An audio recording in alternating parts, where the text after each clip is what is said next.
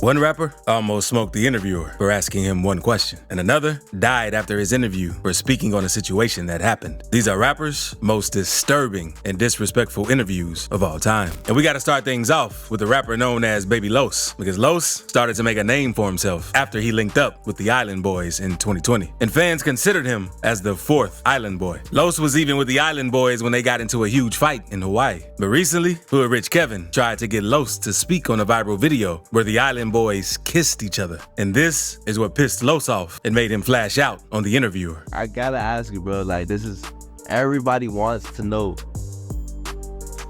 did you see the Island Boys kiss? Bruh, stop mentioning them dudes for real, bro. Like, no, I'm just saying though, like, no, did you bruh, see them do something together? No, fam.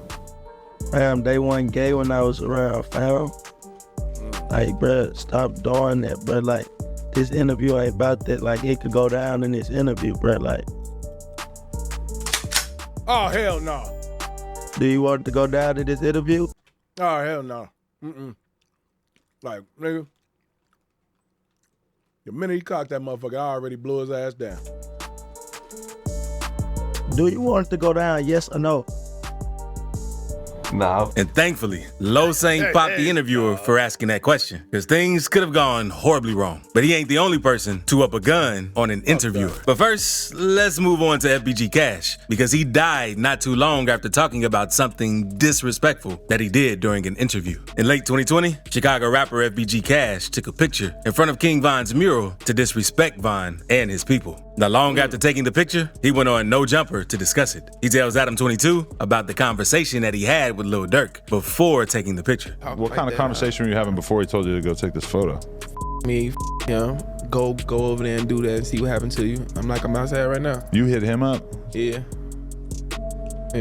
And he was just like, hey, what's up? Why Chicago's so weird because the ops always be talking to each other and like going on live and tweeting at each other and And doing this interview might have made things even worse than it already was, because Durk later dropped a song where he said, sneaking pics by Von mural, like little bro won't come out and spin, where he sent a threat to FBG Cash for taking that picture. Then, 3 months after the song was released, FBG Cash ended up getting hit and lost his life while driving on the south side of Chicago. Well-known Chicago area rapper. This shit just showing me that Durk didn't only rap. He didn't fuck around with this shit either. But like, damn, nigga, you kind of crashing out over words and shit and pictures. Like, nigga, you can still be out right now. Was killed in a drive-by shooting early this morning in the Auburn-Gresham neighborhood. 31-year-old Tristan Hamilton was shot multiple times. According to the Sun-Times, he raps under the name FBG Cash. A 29-year-old woman with him was also shot, taken to the hospital in serious condition. Now let's move on to another FBG member known as Butta. Butta has had many crazy moments during his interviews, and recently, he went off on O-Block members for killing FBG Duck. He let Say Cheese know that O-Block told on himself after knocking Duck off. And it was pretty disturbing because during the same interview, fans say that Butta allegedly admitted to killing someone. These told on themselves, and they did an interview on top of the murder cop. You stupid.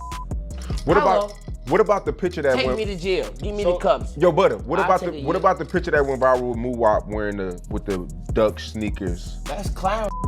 And with the same drinker y'all used. Get a feds day evidence. That's the same?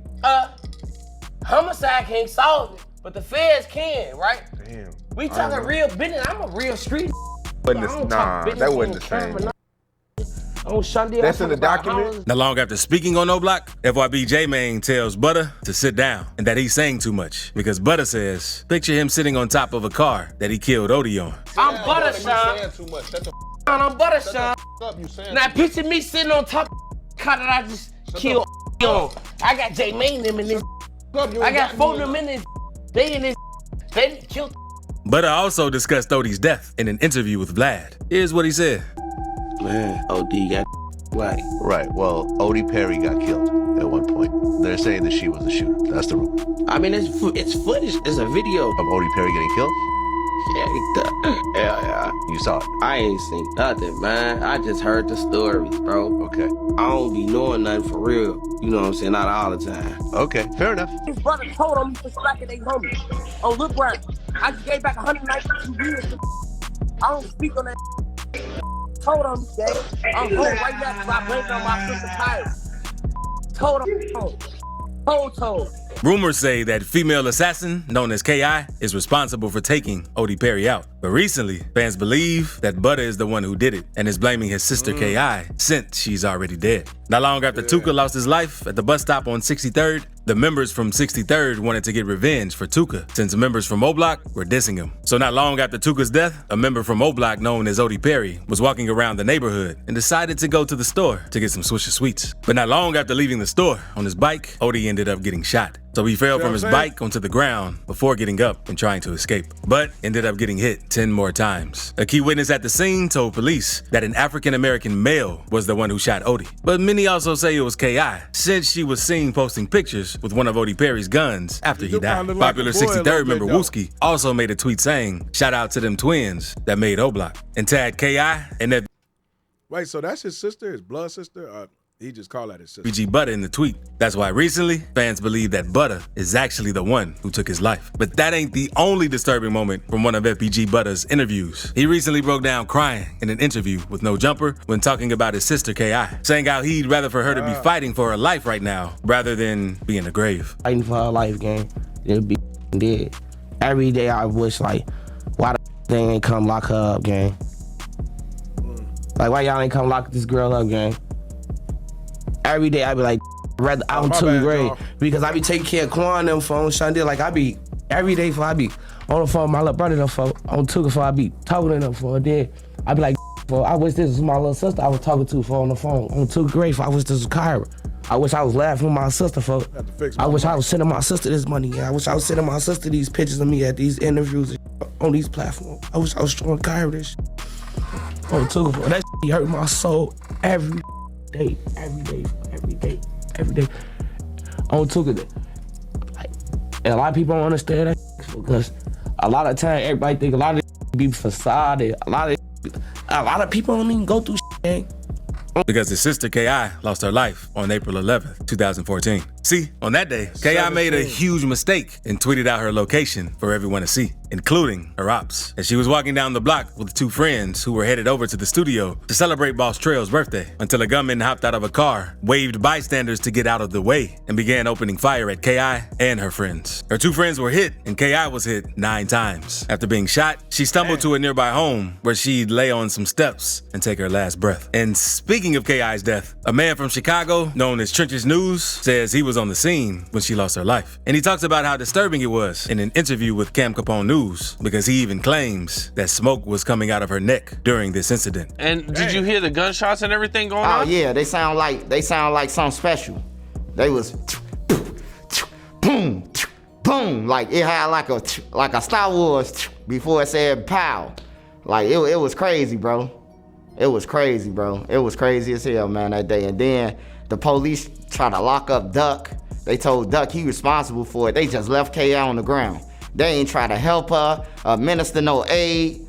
They ain't try to do none of that. Me and Joe Jackson, me and Manny, FBG, Young and them daddy, we about to go to jail because we like, nah, let him go. So I went over there by K.I. Smoke was coming out her neck, man. It was all sad. Now, let's move on to BTB Savage, because some say him doing this interview with DJ Vlad is the main cause of his death, since he spoke on how he killed someone in self-defense in the interview in a cocky fashion. According to Savage, a local rapper had been trying to get a feature from him. Who this nigga? He sounds for a while. One night, the dude got in touch with Savage and finally agreed to do a feature. So later that night, the other rapper pulled up to his apartment with a car full of dudes, and the rapper came into Savage's apartment with another dude named Omar Richardson. Savage said he felt weird since both of them were looking around his spot when they walked in, but then Omar upped the bankroll, so Savage thought it was all good. The dudes then came in with a box full of studio equipment so they could get to work. But then the other rapper said he was missing a few things, so Omar took him to go back and get it out of the car. Savage thought something was off, so we locked the door when the rapper went outside, and that's when everything went left. Omar started asking Savage about his jewelry, and Omar eventually upped his fire and told Savage to hand over everything. At first, Savage didn't want to give it up, but then Omar threatened to shoot Savage and his girlfriend. So Savage started taking his chains off. When Omar reached to grab Savage's chain, Savage... Bro, that's why I don't fuck with nobody. Even if it come to business shit like that, you're not coming to my crib, homie. You ain't coming to my crib, and if you do, it's gonna be some niggas in there with me that definitely got you know what I'm saying? Keep that wham with him. Ain't no way you coming in my crib. And then right there, man, right there when them niggas left out, I would have already went to my room to go grab my thing. And, man, I'd have had that shit in my hand like, hey, bro, I just feel like y'all niggas need to leave. You know what I mean? Because y'all looking around my crib. You know what I'm saying? At least you got time to do something. Saw an opportunity. So we wrapped Omar in his arms, fell to the ground, and they started wrestling. Omar's strap fell out of his hand. And that's when Savage yelled for his girl to come shoot Omar. She came in and popped him twice. But that didn't slow him down because Omar managed to get his hand on a gun and let 3 shots off at Savage's girl. Thankfully, all the shots missed, and Savage got Omar back under control. Savage told Omar to leave since his son was in there, but Omar didn't listen, and he told Savage he was gonna kill him and kept fighting. Nigga, this man done shot you in your back. You still trying to fight this nigga. Man, he telling you to leave my son and other. What is wrong with some of these niggas? Man, something wrong with niggas. Like, you still fighting this nigga telling him you gonna kill him? But that's his adrenaline going. That's when Omar's partners came up and started shooting through the door, but they didn't hit anything. When they stopped shooting, Savage's girl popped back at him with 2 shots, and that's when Omar's partner left him to die. Omar kept fighting, and Savage's girl shot Omar one more time in the torso, and Omar ended up passing away. Savage and his girl got off on self-defense. It was a crazy situation that took over the internet. Savage even went on to do an interview with ReactTV, and it hit 2 million views in less than a week. But Savage's ops weren't happy about it, since Savage was talking cocky in the interview. Concerned that his people are gonna try to come back. Yeah, they for sure might do what they do, but I'm gonna get active. That's all it is. See, the smartest thing for him to do was not even do this interview. Man, you know, boy probably rolling with some crazy motherfuckers, and you say that, nigga. It is what it is. Then, on March 30th, Savage posted pics on Twitter of him standing in a pool of dried blood where Omar had lost his life. Savage was trolling the dude, and the pics instantly went viral, since no one had ever seen anything like that on the net. But 2 hours after posting those pictures, BTB Savage was in his Mercedes driving around until 2 gunmen pulled up, boxed him in, and then started letting off shots. And by the time help arrived at the scene, it was already too late. Some people blamed the interview for his tragic death, while others blamed the picture, since the picture was very disrespectful, even though it was self-defense. But Savage isn't the only rapper who got disrespectful in an interview and talked crazy about someone that they killed. Because Gucci Mane did the same in an interview with Charlamagne. In the interview, Gucci showed no remorse to Pookie Loc, whom he took out, but says he does regret a lot of other things that he's done in the streets. Do you regret anything you did in the street? Yeah, I'm ashamed of a lot of things. I'm gonna say, yeah, I did some things that I wish I didn't do. Yeah, but I was young. But I did some things that's up, dead wrong to people, and everybody in the neighborhood know that, so ain't no going around that. Even with the murder, even though it was self-defense, do you ever think about that and you think like maybe I could have handled that different, especially when you did like the diss record? He needed to be in the ground. I put his where he supposed to be. Because in 2005, Gucci was beefing with Young Jeezy. That's who Pooh Shiesty thought he was getting. He ain't get that nigga. He got a whole nother nigga, boy. Shit. He got Charleston White version. He dropped a song where he put a bounty out on Gucci Mane's ice cream cone chain. The person who handed the chain to Jeezy would get paid $10K. So a group of 5 unknown men showed up at Gucci's house and attacked him, trying to take his chain. He tried to fight them off and got a hold of a gun. He fired off 1 shot to get them off of him and ended up hitting one of the guys known as Pookie Loc. 3 days later, his body was found behind a nearby middle school, and cops were called once it was discovered who was shot. Gucci turned himself in and told officers that he acted in self-defense. Now, let's move on to Lil Dump from the NBA camp, because he had a pretty disturbing moment during an interview with No Jumper, where he kept throwing up due to how many pills he was on. Anything in particular stand out? Oh, hell no. Interview over, nigga. And fans in Adam 22 were concerned about Lil Dump's health after seeing this interview, since it clearly seems like he needs some help, because Lil Dump didn't even want to talk about why he puked on the interview. So what just happened? What just happened? Something deep in life that, you know, I'd rather not talk about it, but I can talk to you about it personally as a person, you know what I'm saying? But some, you know, things deep in life. But I'm just talking about you puking, or like the fact that you're kind of drunk, right? No, I ain't drunk. I'm sober. You're sober? No alcohol. That's not what's in that cup? I just kind of assumed it was alcohol. Water. Oh, okay. So what are you going through right now? Just some deep things. You trying to get clean? Hmm? You trying to get clean? Get clean? Off of some other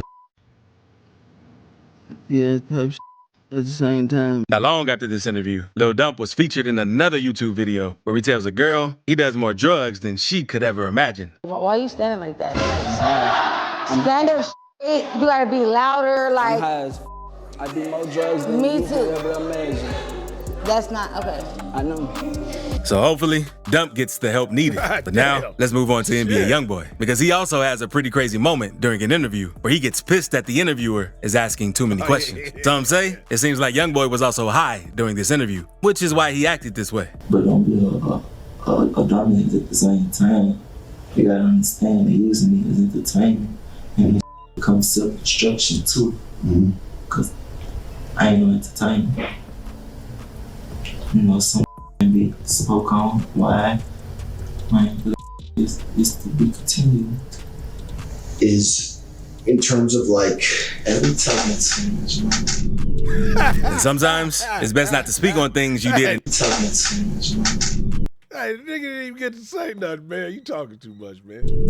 And sometimes it's best not to speak on things you did in interviews to gain clout, because that's part of the reason rapper G Money lost his life, because NBA Youngboy and G Money were close friends. At one point, G Money pulled this move, because in the interview with Say Cheese, he says, he mad about his sister too, though. About his sister? Yeah, I had her a long time ago. Yeah, Say Cheese been around for a minute, man. Oh, okay. Yeah, he mad about that. He wasn't really tripping on it back then, though, you know what I'm saying? He be calling me big brother. And after they fell out, they were dissing each other left and right. And the beef and things ended up getting so serious that it led to gun violence. On September 10th, 2017, G Money was killed after leaving the studio one night. Youngboy spoke on the situation in a song named Poor One, where he says, matter of fact, I used to call you my big brother. Then you did some foul and had with my sister. Now, let's move on to an interview with 6ix9ine that's disrespectful and that some say is disturbing, where he disses all of the dead rappers. Die lacking, Nipsey die lacking, Pop Smoke die lacking. Right. So can't lack? No, you can't. All right. Kill or be killed in these streets. All right. So there's nothing to talk about. So when you say, yo, happen to you, happening, don't spit your fucking truth. Why you listen? But the 6ix9ine interview is nothing compared to Charleston White's interview on DJU TV, in which he completely went off and poured out a strap on himself for defending FBG Duck's mother and King Von's family. Charleston White tells DJU that he doesn't care about King Von since Von was a killer. And that's when DJU tells him not to say that about them. The knowledge I got, King Von was a killer. My mama had 2 sons locked up for murder, and my mama let everybody know I'm not in agreement in what my son's done. But look, so this is what I'm saying. You can't make me care about King Von mama. I don't know about his mama. Y'all love his mama, I don't. Charleston then goes on to get even madder since he helped FBG Duck's mother and felt like he had the right to talk about her. But DJU told him to chill. That's when Charleston White completely This nigga DJU can't even hold his laugh in, dude. flashes out and pulls out his strap on DJU. And I kill her behind me saying, mama, I done helped